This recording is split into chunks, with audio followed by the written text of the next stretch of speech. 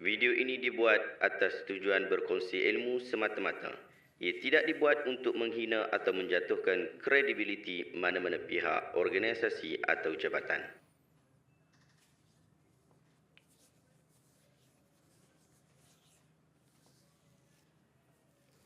Assalamualaikum warahmatullahi wabarakatuh. Saya Syekh Abudin. Terima kasih banyak kerana anda berada di channel YouTube saya dan terima kasih banyak jika anda telah tekan butang subscribe. Kalau belum tekan butang berkenaan, tekan butang itu sekarang. Jika ada video-video yang bermanfaat, insya-Allah akan ada di feed YouTube anda. Sahabat-sahabat, baru-baru ini saya diberikan satu video berkaitan tentang isu yang agak menarik dan saya belum pernah ulas isu ini sebelum ni. Jom kita tengok video berkenaan sama-sama. Mustaqim siratal ladzina an'amta 'alaihim غير المغضوب عليهم ولا الضالين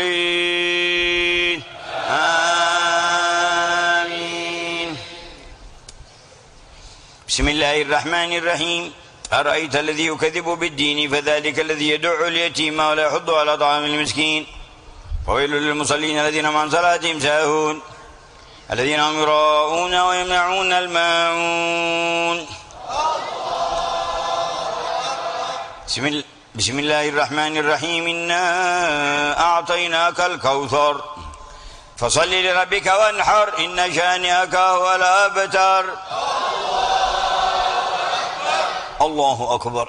Okey, baik. Video berkenaan telah habis. Itu isu dia berkaitan tentang sebutan Allahu Akbar. Kita ulang sekali lagi dan ambil perhatian pada isu Allahu Akbar. مستقيم صراط الذين أنعمت عليهم غير المغضوب عليهم ولا الضالين آمين بسم الله الرحمن الرحيم أرأيت الذي يكذب بالدين فذلك الذي يدع اليتيم ولا يحض على طعام المسكين وويل للمصلين الذين عن صلاتهم ساهون الذين هم يراءون ويمنعون الماعون بسم الله الرحمن الرحيم إنا أعطيناك الكوثر فصل لربك وانحر إن شانئك هو الأبتر الله أكبر.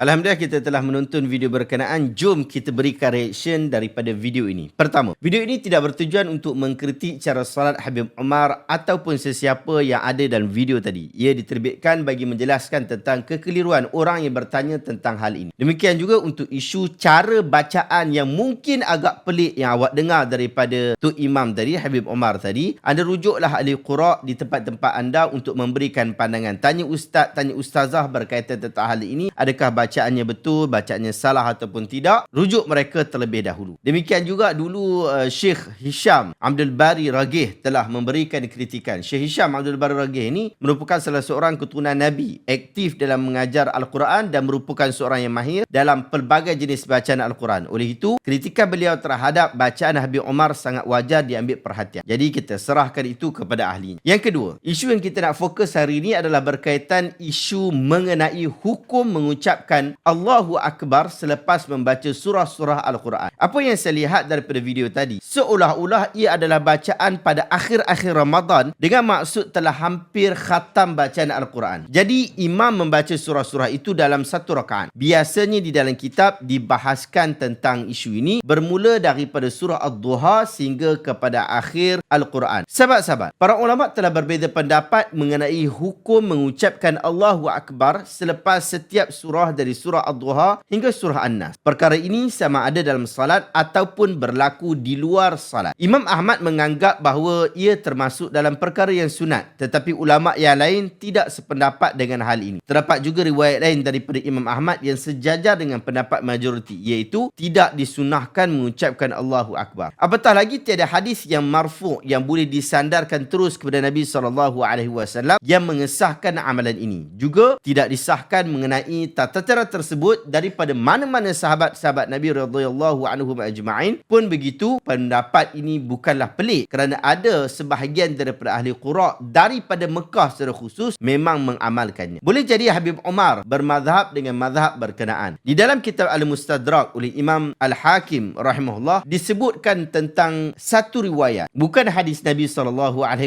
tetapi riwayat ini disandarkan kepada orang yang selepas daripada baginda.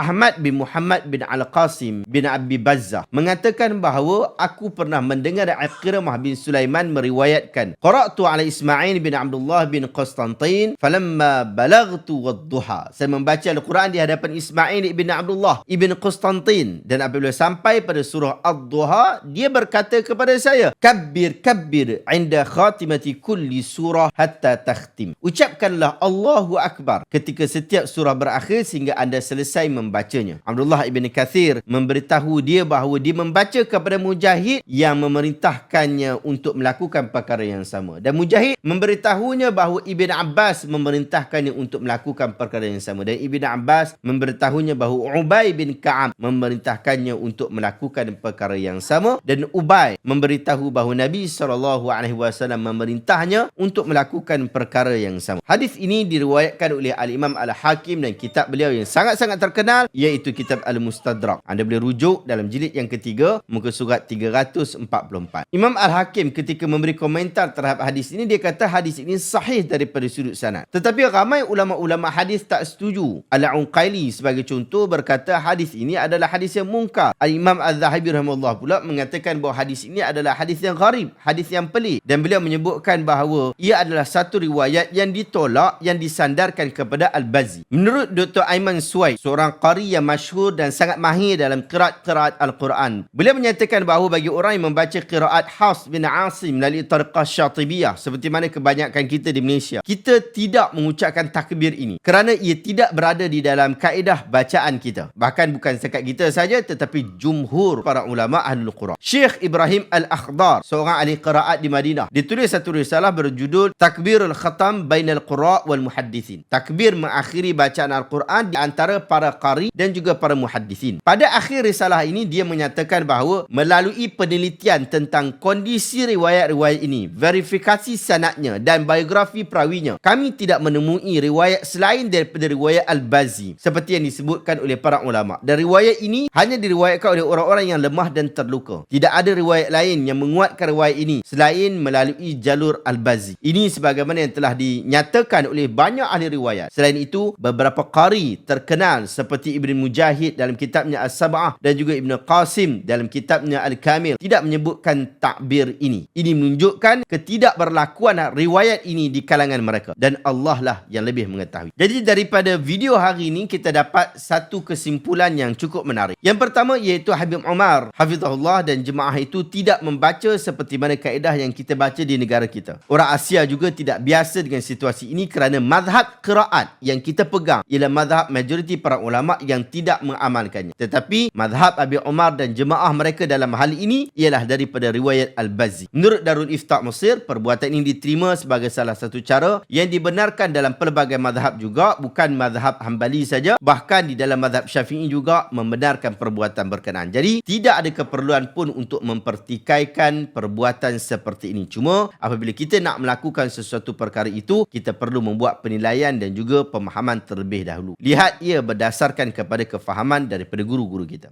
Apabila kita menyebutkan tentang riwayat itu adalah riwayat Al-Bazzi, mungkin orang bertanya kita berkaitan tentang adakah Habib Umar tadi membaca tadi dengan qiraat Al-Bazzi? Yang bab tu saya tak boleh nak jawab. Yang tu kena pergi rujuk pakar-pakar qiraat. Mereka lebih mengetahui. Demikian juga apa pasal ketika baca ghairul maghdubi alaihim waladdallin, Habib Umar mula dia turun tangan, dia dah tak bersedekap dah. Yang tu pun jangan tanya dekat saya lah, pergi tanya dekat beliau ataupun orang-orang yang dekat dengan beliau. Yang saya tak tahu sebab apa dia melakukan hal berkenaan, tetapi jika menurut mazhab Asy-Syafi'i rahimahullah, adakah salat orang yang tidak berserkap dada, tidak meletakkan tangan di dada ketika salat, ketika qiyam, adakah ia sah ataupun tidak? Di dalam mazhab Syafi'i ia dianggap sebagai sah. Wallahu ta'ala alam. Adakah anda dapat sesuatu ilmu yang bermanfaat pada hari ini? Jika anda rasa video hari ini bermanfaat, tekan butang share, semoga orang lain juga mendapat manfaat yang sama. Jika anda nak join saya untuk projek memandaikan umat dengan ilmu, kita nak hantar kitab Sahih Al-Bukhari ini ke 100 masjid, 100 set kitab Sahih Al-Bukhari ni di masjid-masjid. Anda boleh pergi ke link yang saya letakkan dekat bahagian description di bawah. Wallahu ta'ala alam. Jumpa lagi dalam video reaction seterusnya. Assalamualaikum warahmatullahi wabarakatuh.